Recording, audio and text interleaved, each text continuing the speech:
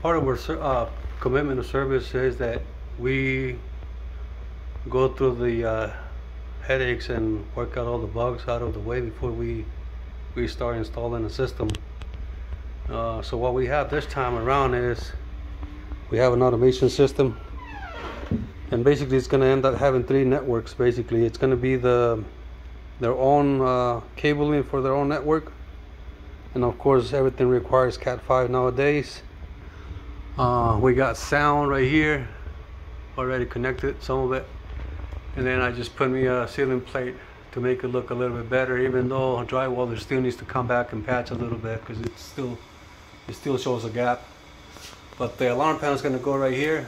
That's where the door contacts are going to go. I was hoping we got it right, but my guy actually ended up sending a keypad to the automation panel, which is over here. So I believe it's this one. It was supposed to be the keypad for the alarm, and he took it into the automation panel, which is not a big deal. So the keypad for this one ended up on the automation panel. I'm trying to start to deploy the system. I'm not quite familiar with it yet, so I mean, we do just about everything. Well, actually everything when it comes to residential. We do solar, electrical, low voltage, computer networks, alarms, automation. And so I know some of you might be a lot more familiar with the automation systems than myself. I totally understand. Like I said, I'm not exactly, knowledgeable about the system. So when we pre-wire, we put the wrong bracket. So I ended up with this big old holes right here, which I got a professional that will come and patch it. But I have to, this is the one of the family members' bedrooms, so I have to clean up a little bit or keep it clean. This is what I give my guys anyways. We give them, I believe this is something that the painters usually use. So when we go in and do a remodel in the kitchen, we always cover the countertops with this plastic and tape already in it. It's got a special dispenser that comes with the, it's got a space for the roll of tape, and it attaches the plastic to it, so it just makes it a lot easier. So as I was saying, the keypad for the alarm ended up here, and I got the CrestNet right here. I also brought in some Cat5s just in case.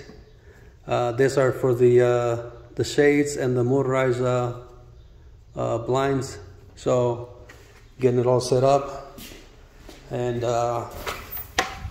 so we have, like I said, it's got three different, actually more than three. It's got of course it's got to have power. It's got to have regular Cat5 signal, and then it's got power over Ethernet, and it also has some, their own wireless signal. So kind of like basically the reason we decided to name our entity A's Networks is because it's all a network. So if it's got wires, we do it, we handle it. We're gonna move on to commercial, and also the only thing we're lacking on commercial will be a fire alarm, which I'm quite familiar with, but I gotta have the trained people to be able to handle the work. I'll dress up those cables a little bit. I'll probably just put some C clamps, or, well, I don't have enough wires for our cable tray, so, but it's gonna look pretty. I'm probably gonna end up modifying this rack a little based on the fact that it doesn't have hinges, and so I hate to be working on shoving my head up into the back of this thing just to make some connections. So what I'll probably do is I'll allow like half of this to be regular Ethernet patch panel, and then I'll probably do like this side right here, just this specific side for power over Ethernet scenarios. I got my power over Ethernet switch, I got my Cisco switch right here, but it's probably not going to end up being used because I got a lot of ports on this one. I probably don't need as much because I realized that the system is going to require power over Ethernet, so that's why I have to go buy this small switch.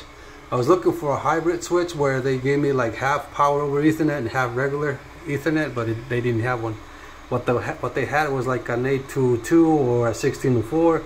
I was like, nah, that's not gonna work. So I just got me a regular power over Ethernet switch, and then like I said, what I'll do is I utilize this port for PoE, and then this one's for regular Ethernet. I think it's gonna look good.